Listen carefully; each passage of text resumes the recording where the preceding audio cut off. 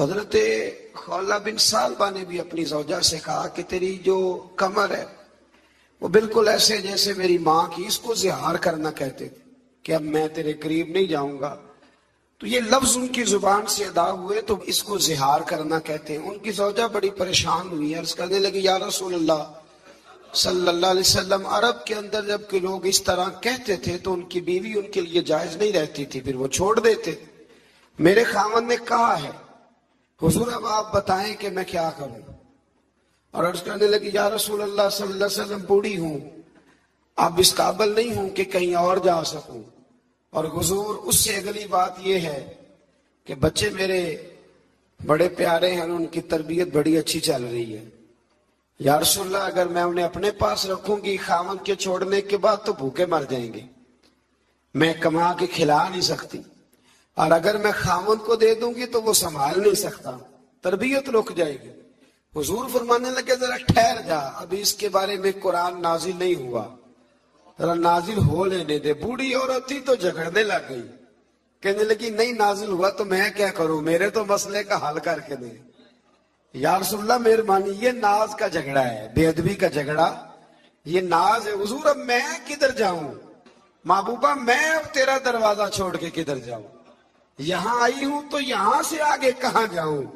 تو رب کریم نے فرمایا محبوب رب نے اس کی بات سن لی ہے جو اپنے خاوند کے معاملے میں تجھ سے جھگڑا کر رہی تھی. اللہ کریم نے اس کی بات سن لی ہے. اب اس طرح کریں، اس کو ہمارا حکم دے دیں. حکم کیا ہے کہ وہ خاوند اس طرح کرے، اس کا خاوند جس نے یہ کام کیا ہے کہ ایک غلام آزاد کرے. اگر غلام آزاد نہیں کر سکتا تو 2 مہینے کے لگاتار روزے رکھے، اور جو یہ نہیں کر سکتا وہ 60 مسکینوں کو 2 وقت کا کھانا کھلائے، وہ کھانا کھلا دے. 3 باتیں ہو گئی. یہ غلام آزاد کرے، غلام خاصا مہنگا ہوتا، یہ نہیں کر سکتا تو 2 مہینے کے لگاتار روزے رکھے، یہ نہیں کر سکتا تو 60 مسکینوں کو 2 وقت کا. جس نے زہار کیا، یہ لفظ کہے اپنی بیوی کے لیے، تو حضور نے ان کے خاوند کو بلایا اور بلا کے کہا بھئی تیری بیوی نے بات کی ہے تو رب کریم نے اس کی عرض کو سن لیا ہے اور ساری امت کا بھلا ہو گیا ہے. اب تو اس طرح کر، ایک غلام آزاد کر. کہنے لگا حضور میرے پاس غلام کہاں سے آیا. نبی کریم نے فرمایا پھر 2 مہینے کے لگاتار روزے رکھ. یا رسول اللہ میں بوڑھا اور بیمار آدمی ہوں. تو حضور نے فرمایا پھر 60 مسکینوں کو کھانا کھلا دے 2 وقت کا. کہنے لگا حضور وہ بھی نہیں کر سکتا، میرے نبی کریم نے اپنے پاس سے پیسے دیے مسکینوں کو کھانا کھلانے کے لیے. ایسا کوئی محبوب کہیں ہوگا نہ کہیں ہے، دیکھو بیٹھا ہے چٹائی پہ مگر عرش نشیں ہے. حضرت خولہ بن سالبہ نا بڑی بوڑھی ہو گئی تھی. تو ایک دن حضرت عمر فاروق گزر رہے تھے تو یہ بھی گزر رہی تھی. تو حضرت عمر کو بلا لیا تو دوپہر میں کھڑا کر لیا، تو دیر تک باتیں کرتی رہی، دیر تک. حضرت ام ایمن بھی اکثر ایسے کرتی تھی. حضرت خولہ بن سالبہ جب دیر تک گفتگو کرتی رہی تو ایک صاحب نے حضرت عمر سے کہا کہ آپ اتنا ٹائم اس نے لگا دیا ہے تو اس کو کہیں کہ بات مختصر کرے. فرمایا چپ کر، میں اس کی بات نہ سنوں جس کی بات میرے رب نے بھی سن لی ہے اور قرآن مجید کی آیات نازل کر دی. تو اس سورہ مبارکہ میں ابتدائی آیات کے اندر اللہ تعالیٰ نے مسئلہ زہار کا ذکر فرمایا.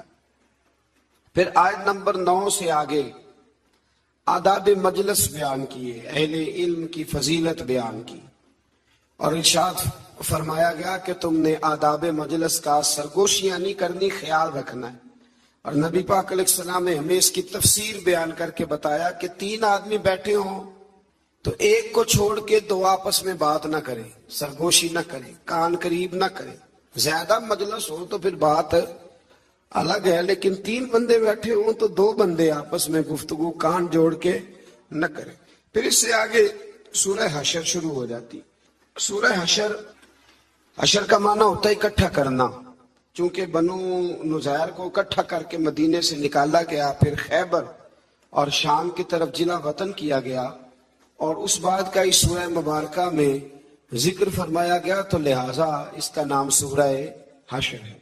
اس کی آیت نمبر 9 میں اللہ تبارک و تعالیٰ نے ارشاد فرمایا کہ وَيُؤْثِرُونَ عَلَىٰ أَنفُسِهِمْ وَلَوْ كَانَ بِهِمْ خَصَاصَةٌ، فرمایا میرے محبوب کے غلاموں کی شان یہ ہے کہ انہیں شدید حاجت بھی ہو تو پھر بھی وہ اپنی ذات پر دوسروں کو ترجیح دے دیا کرتے۔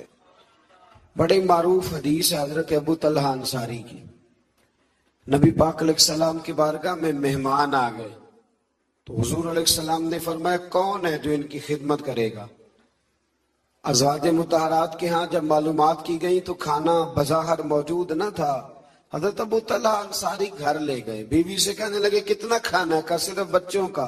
فرمایا انہیں بہلا کے سلا دے، اور جب مہمان کے سامنے کھانا رکھ دیا جائے نا تو چراغ ٹھیک کرنے کے بہانے بجھا دینا۔ مہمان ان کا نہیں تھا، مہمان رسول کریم کا تھا۔ یہ بات خاص ہے، ہمارے استاد گرامی فرمایا کرتے تھے یہاں بات کو سمجھو، مہمان نبی کریم کا ہے تو قربانی انہوں نے دراصل رسول پاک کے نام کی دی۔ بچوں کو بہلا کے سنا دیا، بیوی چراغ ٹھیک کرنے کے بہانے اٹھی تو چراغ بند کر دیا۔ اب دونوں میاں بیوی منہ ہلاتے رہے کہ مہمان کو پتا چلے روٹی کھا رہے ہیں۔ مہمان کھانا کھا کے سو گئے۔ صبح جب یہ آئے مسجد نبی میں تو محبوب کریم نے یہ آیت پڑھ کے سنائی، فرمایا تیرا رات والا عمل خدا کو بھی بڑا پسند آیا ہے اور محمد مصطفیٰ کو بھی بڑا پسند آیا۔ پھر اس سے آگے آیت نمبر 21 میں قرآن مجید کی جلالت کا بیان فرمایا، لو انزلنا هذا القرآن على جبل لرأيته خاشعا متصدعا من خشیۃ اللہ۔ فرمایا یہ قرآن اگر پتھر اور پہاڑوں پہ نازل کرتے تو وہ اللہ کے خوف سے ریزہ ریزہ ہو جاتے۔ وَتِلْكَ الْأَمْثَالُ نَضْرِبُهَا لِلنَّاسِ، یہ مثالیں ہم لوگوں کے لیے بیان کرتے ہیں تاکہ تم ان سے عقل حاصل کرو، نصیحت پکڑو۔ پھر ایک آیت جو 10ویں ہے سورہ حشر کی، وہ بیچ میں رہ گئی، اس پر بھی توجہ کریں۔ یہ جو آیت ہے یہ اصال ثواب کی اصل ہے۔ والذین جاءوا من بعدهم یقولون ربنا اغفر لنا ولاخواننا الذین سبقونا بالایمان۔ بڑے غور سے ترجمہ سننا ہے آپ نے اس آیت کا۔ فرمایا جو کہتے ہیں اس مال میں ان کا بھی حق ہے جو ایمان والوں کے بعد آئے، یعنی کچھ ایمان والے رخصت ہو گئے اور پھر یہ ان کے بعد آئے تو یہ کیا کہتے ہیں؟ یہ کہتے ہیں ربنا اغفر لنا، اے اللہ ہمیں بھی بخش دے، ولاخواننا الذین سبقونا بالایمان، اور ہمارے ان بھائیوں کو بھی بخش دے جو ہم سے پہلے ایمان لائے، یعنی جو دنیا سے چلے گئے یا اللہ ان کی بھی بخشش ہے۔ تو پچھلے جو ہوتے ہیں وہ جانے والوں کی بخشش کی دعا کرتے ہیں۔ اب لوگ فٹافٹ کہہ دیتے ہیں کہ اصال ثواب کا کیا مطلب ہوا؟ جانے والا جو کر کے گیا اسے اجر ملے گا۔ تو بھئی قرآن مجید نے ایمان والوں کی شان بیان کی ہے کہ جو گزر جاتا ہے اس کے لیے دعا کرتے۔ جب جاتے ہیں کسی کی یہاں تعزیت کرنے تو کیا کہتے ہیں؟ کہتے ہیں نا دعا کرو۔ کچھ لوگ کہتے ہیں کیوں کریں؟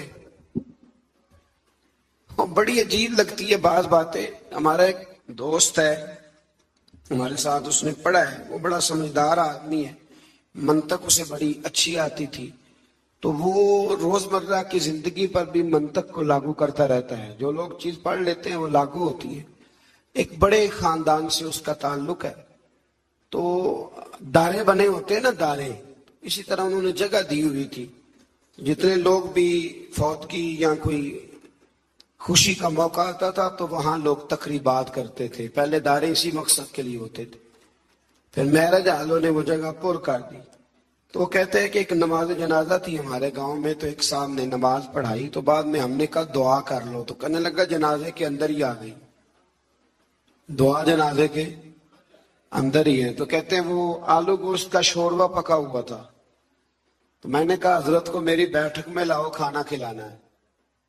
کہتے ہیں وہ کھانے کے لیے بیٹھے تو تھوڑا مرچ زیادہ ڈال دیا شوربے میں، تو فوراً کھانے کے بعد انہوں نے پانی مانگا، تو میں نے کہا شوربے کے اندر پانی بھی ہے، اس کے اندر پانی؟ تو کہنے لگے نہیں یار تو اب ادھر پر چلا گیا، کدھر پانی پلا، میرا منہ جل رہا ہے۔ تو کہنے لگے آپ نے وہاں تو کہا تھا کہ دعا اندر ہی ہے۔ تو باہر نہیں ہونی چاہیے. تو یہاں بھی پانی شوربے کے اندر ہے. کہتے میں نے اسے کہا اٹھا قسم پانی ہے کہ نہیں؟ کہنے لگا جی شوربہ تو پانی سے ہی بنتا ہے. تو میں نے کہا دوبارہ کیوں پی رہا ہے؟ اور ہر بندہ پی رہا ہے روٹی کے ساتھ پانی, کیوں پیتے ہو؟ شوربے میں پانی نہیں. یہ تو ہوئی منطقی دلیل.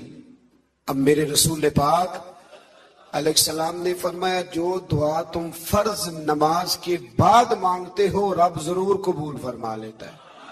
اللہ اپنے فضل سے قبول فرماتا ہے. تو نماز کے اندر دعا نہیں مانگی تھی ربی جعلنی مقیم الصلاۃ؟ مانگی تھی. تو نماز کے بعد کیوں مانگی؟ اس کا مطلب ہے کہ دعا ہی ہوتی ہے. وہ ہر وقت مانگے جب دل کرے مانگے, جنازے کے اندر بھی مانگے اور جنازے کے, اور اس پر حدیث ابو داؤد شریف میں موجود ہے. نبی پاک نے فرمایا جب جنازہ پڑھ لو تو مخلص ہو کر پھر دعا مانگو. مخلص ہو کر. اب بڑی عجیب بات ہے نا جی کہ لوگ کہتے ہیں کہ دعا بھی مانگنی ہے نا, اللہ سے بھی مانگنا ہے, تو ہم سے پوچھ کے مانگو کب مانگنا ہے کب نہیں مانگنا. بھئی رب سے مانگنا ہے. اس کے بندے شب برات والے دن مجھ سے کسی نے سوال پوچھا کہ لوگ کہتے ہیں اس رات عبادت کرنی چاہیے کہ نہیں کرنی چاہیے. ایک ٹی وی اسٹیشن پر میں جا رہا تھا, ہماری شاید وہ پاکستان کی سب سے بڑی مسجد ہے, اس میں مجھے موقع مل رہا تھا تو مجھے روک لیا. کہنے لگے جی آپ یہ بتائیں کہ اس رات عبادت کرنی چاہیے کہ نہیں کرنی چاہیے. تو میں نے کہا یار بڑے عجیب آدمی ہو. کئی دفعہ پہلے میں یہ بات عرض کر چکا ہوں. میں نے کہا اللہ کی عبادت بھی کسی سے پوچھ کے کرنی ہے. عبادت کس کی کرنی ہے؟ کرنی کس نے؟ تو مشورہ لے گا ساتھ والے سے, یعنی کسی کو شناختی کارڈ دکھائیں گے کہ یہ شناختی کارڈ ہے اگر تو اجازت دے تو نفل پڑھ لیں. یہ کیا فلسفہ ہے؟ آپ بھی فٹافٹ الجھ جاتے ہیں. بھئی ہم جانے ہمارا خدا جانے. تو اس لیے اہل ایمان اپنے ان گزر جانے والوں کے لیے بخشش کی دعا کرتے ہیں. پھر سورہ حشر کے آخر کے اندر اللہ تعالیٰ نے اپنے اسماء کا ذکر فرمایا. پڑھتے ہیں نا وہ آیتیں, واللہ الذی لا الہ الا هو عالم الغیب والشہادۃ هو الرحمن الرحیم. آگے سورہ ممتحنہ شروع ہوتی ہے. میں نے آپ سے کہا تھا کہ اسی بہانے صورتوں کے نام بھی یاد کر لیتے ہیں. کیا نام ہے؟ سورہ ممتحنہ. اس سورہ مبارکہ میں نا بالکل شروع میں اللہ نے ارشاد فرمایا یا ایھا الذین آمنوا لا تتخذوا عدوی وعدوکم, اے ایمان والو میرے اور اپنے دشمنوں کو دوست نہ بناؤ. میرے اور اپنے دشمنوں کو, اور پیچھے بھی گزر چکا ہے, وقت نہیں تھا میں وہاں روک نہیں سکا. فرمایا جن کے دلوں میں اللہ نے ایمان رکھا ہے نا وہ رب رسول کے دشمنوں سے کبھی دوستی نہیں کرتے. دوستی مسلمان سے, دوستی اللہ رسول کے دشمنوں سے کوئی دوستی نہیں ہے. رب رسول کے دشمنوں سے کیا دوستی کرنی. اعلیٰ حضرت فرماتے ہیں ملحدوں سے کیا مروت کیجیے, جو ہے ہی بے دین اس سے مروت کا رشتہ رکھنے کا کیا معنی. یہاں نا لوگوں میں جذبہ تھوڑا زیادہ اٹھتا ہے, تھوڑا زیادہ جذبہ اٹھتا ہے. انسانیت کو دو گز آگے گزر جاتی ہے. نبی پاک علیہ السلام جنازہ پڑھانے گئے تھے اور قبرستان پہنچ کے کہا تھا میں اس بندے کا جنازہ نہیں پڑھاؤں گا. ترمذی میں موجود ہے. حضور کیوں؟ فرمایا عثمان غنی سے بغض رکھتا ہوا مرا ہے. تو جب عثمان کے بغض والے کا نبی پاک جنازہ نہیں پڑھاتے جو رحمت للعالمین ہے, تو ہمارے اندر کوئی انسانیت نہ کو دو گز آگے گزر کے بھئی انسانیت اور چیز کا نام.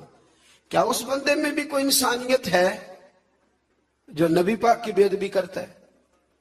اس میں بھی کوئی انسانیت ہے جو صحابہ کی بے ادبی کرتا ہے, اہل بیت کی بے ادبی کرتا ہے؟ تو آپ پہلے دیکھ تو لے کہ ماجرا کیا ہے. تو فرمایا میرے اور اپنے دشمنوں کو کبھی دوست نہ بناؤ. پھر اس سے آگے سورہ ممتحنہ میں نا آیت نمبر 10 میں بہت ساری عورتیں نا ہجرت کر کے مکے سے مدینے آنے لگ گئی تھی, بہت ساری, اور کچھ بلا وجہ ہی بس ایسے تھوڑا سا اختلاف ہوا تو آنے لگی. تو اللہ تعالیٰ نے آیت نمبر 10 میں فرمایا کہ ہجرت کر کے آنے والی عورتوں کے بارے میں مومنوں سے فرمایا کہ ان کے ایمان کا یقین ہونے کے بعد جب جمعہ طے ہو جائے کہ واقعی یہ ویسے نہیں آئی, مومنہ ہے اس لیے آئی ہے, فرمایا یقین ہونے کے بعد انہیں کفار کی طرف مت لوٹاؤ, اور فرمایا مومن عورتیں کافروں کے لیے حلال ہیں، نہ کافر مرد مسلمانوں کے لیے حلال ہیں۔ نیز فرمایا کہ مسلمان بھی کافر عورتوں کو اپنے پاس نہ رکھے، وہ بھی اب فاری کر دیں۔ ایک وقت تک جائز تھا کہ جب تک ابھی ظاہر ہے لوگوں کے ماحول اس طرح کے تھے کہ خامد کلمہ پڑھتا تھا تو بیوی نہیں پڑھتی تھی، تو بیوی کلمہ پڑھتی تھی تو خامد، تو ایک وقت کے لیے اس کو ابھی گنجائش دی گئی، لیکن جب حالات اس طرح کے ہوئے کہ اللہ نے اسلام کو غلبہ دیا تو پھر منع کر دیا، فرمایا اگر تمہاری عورت کافر ہے تو اب تمہارا نکاح قائم نہیں۔ کچھ لوگ ابھی بھی فتوے اٹھا کے لاتے ہیں، بالخصوص باہر کے ممالک سے ایسے بہت سارے لوگ سوالات بھیجتے ہیں، کہتے ہیں جناب سنا ہے اہل کتاب کے ساتھ نکاح کرنا جائز ہے، تو میں نے کہا وہ اہل کتاب وہ ہوتے تھے جو اللہ کی توحید پر کامل یقین رکھتے۔ یہاں تو یہودی حضرت عزیر کو اللہ کا بیٹا مانتے معاذ اللہ، عیسائی حضرت عیسیٰ کو اللہ کا بیٹا مانتے ہیں، تو اہل کتاب کہاں سے ہو گئے؟ تو مشرک ہیں۔ وہ اہل کتاب تھے، وہ ہر نبی کو اللہ کا بندہ اور نبی جانتے تھے، کسی کو بیٹا نہ کہتے تھے، تو یہ تو مشرک ہیں، شریک بناتے ہیں اللہ کے۔ یہ اہل کتاب تو ڈھونڈنے سے ملے گا آپ کو کوئی اہل کتاب، اللہ سمجھنے کی توفیق عطا فرمائے۔ تو ایسے ہی بڑی جلدی راؤ میں نہ بہنا چاہیے بلکہ تحقیق کرنی چاہیے۔ اور پھر ہوتا یہ ہے کئی دفعہ کہ ہم لوگوں کا پروگرام بن چکا ہوتا ہے، نکاح کرنے کا پروگرام طے ہو چکا ہوتا ہے، اب یہ واقعات تیزی سے ہوئے ہیں تو ہمیں بھی تھوڑے سے تجربات ہونے لگے ہیں۔ اب کوئی آدمی کسی عورت کو لے کے آتا ہے نا، اسے کلمہ پڑھا دیں، مسلمان ہونا چاہتی ہے، تو میں پوچھتا ہوں کیوں ہونا چاہتی ہوں؟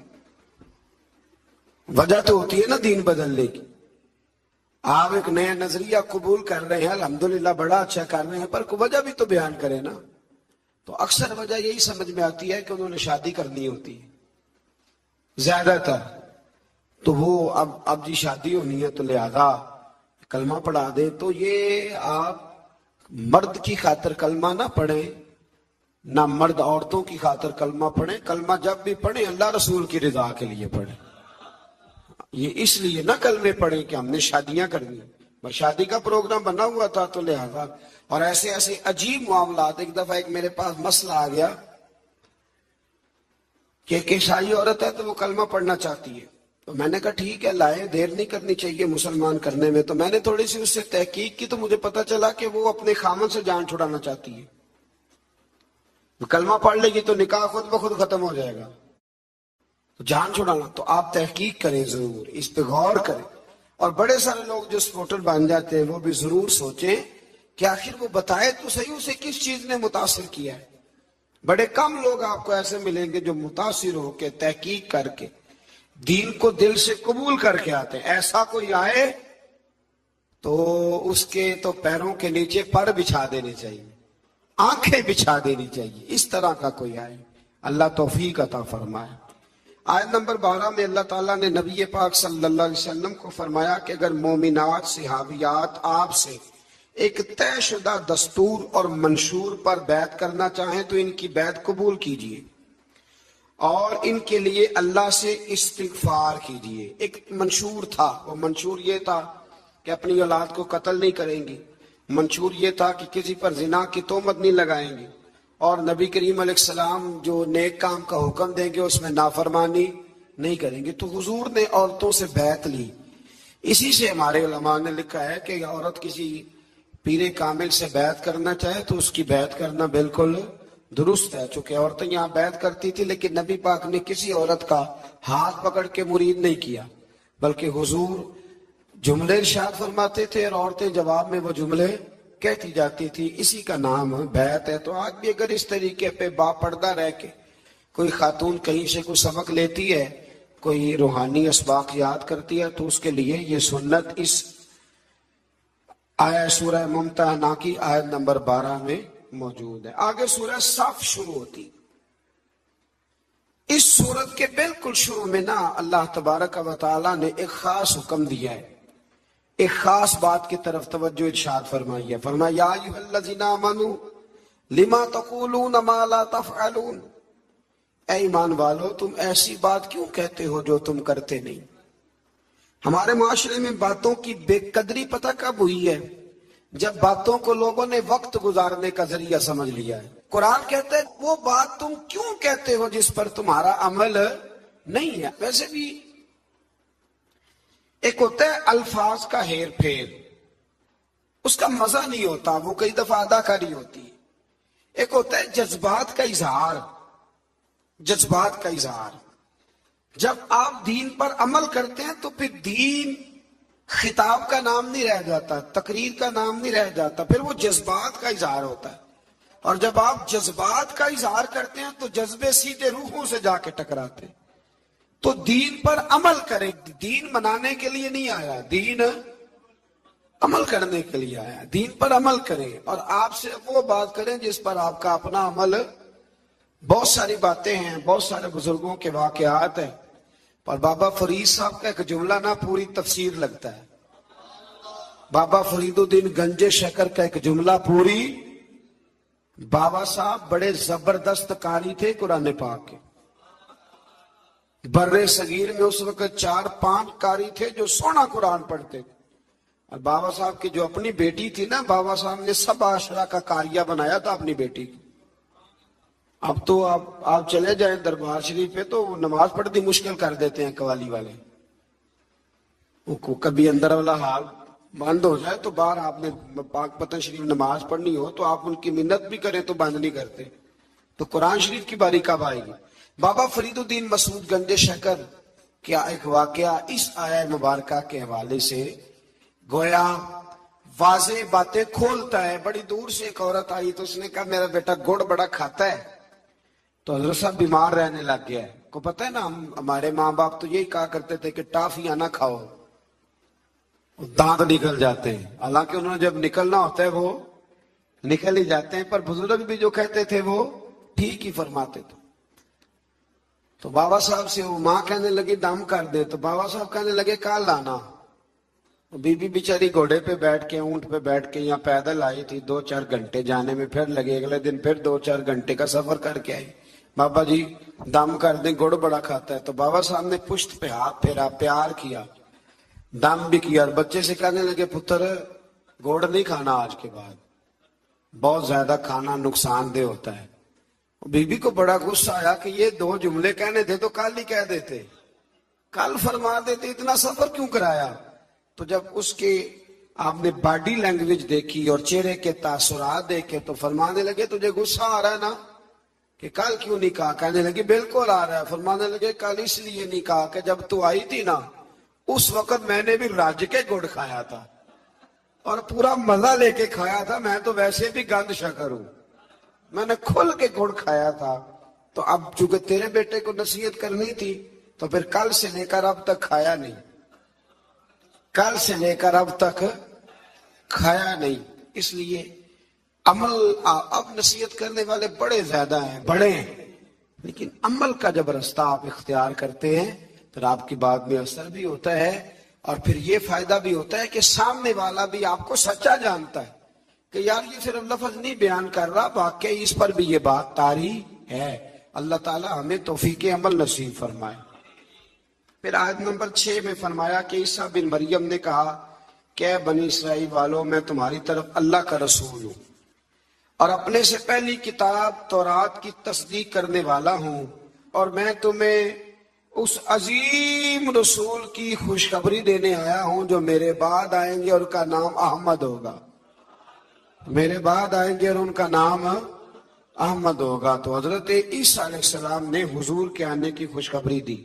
پھر آیت نمبر 8 سے فرمایا کہ دشمنان دین چاہتے ہیں کہ اللہ کے نور کو اپنے منہ کی پھونکے مار مار کے بجھا دے، اور اللہ تو اپنے نور کو پورا کرنا چاہتا ہے، خواہ کافروں کو کتنا ہی برا لگے۔ ارسل رسولہ بالہدی والدین الحق لیظہرہ علی الدین کلہ، یہ دین غالب آئے گا چاہے کسی کو کتنا ہی برا، یہ میں نہیں پیش گوئی کر رہا، یہ قرآن مجید کی آیات پڑھ کے سنا رہا ہوں۔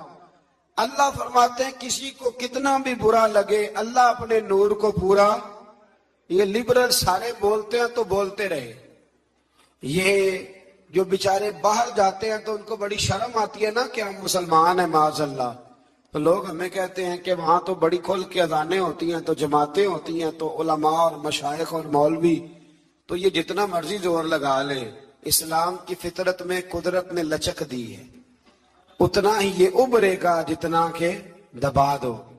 اللہ فرماتے ہیں کہ ہم اس دین کو غالب کریں گے۔ پھر اللہ تبارک و تعالیٰ نے نا سورہ صف کے اندر اللہ تبارک و تعالیٰ نے مومنوں سے کہا کہ میں تمہیں ایک تجارت نہ بتاؤں، ایک کاروبار نہ بتاؤں؟